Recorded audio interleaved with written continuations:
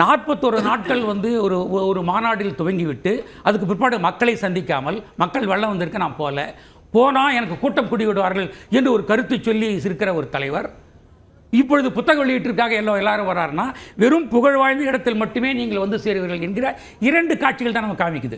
ஒரு மாநாடுக்கு பிற்பாடு 2 காட்சிகள், அந்த 2 காட்சிகளும் இந்த மக்களை நீ சந்திக்கல, வெள்ளமெல்லாம் வந்திருக்கு. ஆனால் எல்லா காலத்திலும் மக்களோடு மக்களாக இருக்கிற அரசியல் தலைவர்களை நீங்கள் சாதாரணமாக விமர்சிக்கலாம் என்றும், ஒரு திருமாவளவன் பொதுவான ஒரு தலைவராக வருகிற போது அவருடைய அடையாளத்தை தன் பக்கமாக இழுத்துக்கொண்டு ஒரு அரசியல் நடத்தலாம் என்கிற ஒரு பார்வை இந்த வெளியீட்டில் இருப்பதனால் அவர் தவிர்க்கிறார்.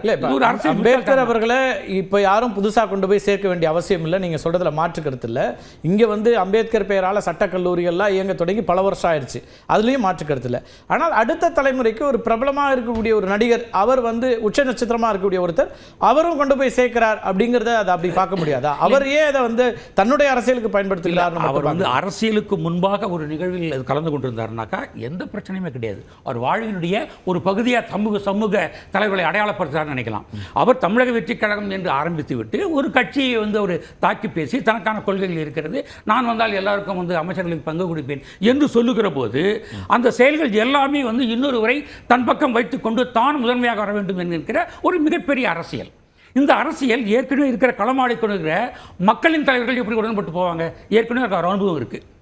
விஜயகாந்த் மிகப்பெரிய அவர் இந்த நிகழ்ச்சியை நடத்த சொல்லி யார்ட்டையும் சொல்லலை சார். நிகழ்ச்சி நடத்தக்கூடியவர்கள் அவரை அழைக்கிறார்கள். நீங்கள் ஒரு அரசியல் கட்சி தொடங்கிறதுக்கு முன்னாடி அழைப்பு அவருக்கு போயிருக்கு தானே செய்து. அப்போ அவர் ஒரு அம்பேத்கரை வழிகாட்டு தலைவராக, கொள்கை தலைவராக வச்சிருக்கக்கூடிய ஒரு தலைவர், நான் பங்கேற்கிறேன்னு சொல்றாரு. இதை எப்படி நீங்கள் அவர் தன்னுடைய அரசியலுக்காக பயன்படுத்துறாருன்னு நம்ம நேரடியாக ஒரு விமர்சித்துக்கலாம். நீங்கள் தெளிவாக புரிஞ்சுங்க. விடுதலை சிறுத்தைகள் கட்சியில் இருக்கிற துணை பொதுச் செயலாளர் தான் ஆதவன் இருக்கார். சரி, அவருடைய தலைவர் திருமாவளவனை விட்டுவிட்டு தன்னை தேர்ந்தெடுக்கிறார் என்கிற போதே ஒரு அரசியல் இருக்கு. விஜய் உண்மையாக சொல்லியிருக்கணும். ஒன்று, திருமாவளவன் விரும்பினால் நான் வருகிறேன் என்று சொல்லியிருக்க வேண்டும். அவர் வரவில்லை என்று சொன்னால் இது அரசியல் நிகழ்வாக மாறிவிடும் என்று தவிர்த்திருக்க வேண்டும். ஆனால் அங்கே வர்றாருன்னு சொன்னாங்க மக்கள் இப்படி வேண்டுமான நினைத்துக் கொள்ளட்டும், நாம் அம்பேத்கரை தூக்கி பிடிக்கிறோம் என்று சொல்லி அவருடைய வாக்குகளை ஒரு மறைமுகமாக பின்பற்றி விடலாம் என்கிற எண்ணத்தை அவரிடம் உருவாக்கி இருக்கலாம். அதை அவர் பயன்படுத்திக் கொள்கிறார், ஒரு அரசியல் தலைவர் பயன்படுத்திக் கொள்கிறார். ஆனால் தன்னுடைய இருப்பிடத்தை 30 ஆண்டு கால அரசியல் வாழ்க்கையில் தன்னுடைய இருப்பிடத்தை தக்க வைத்துக் கொள்ள வேண்டிய பொறுப்பு திருமாவளவனுக்கு இருப்பதால் உண்மையான மக்கள் தலைவனாக விலகுகிறார். இது சரியாக தான் இருக்கு.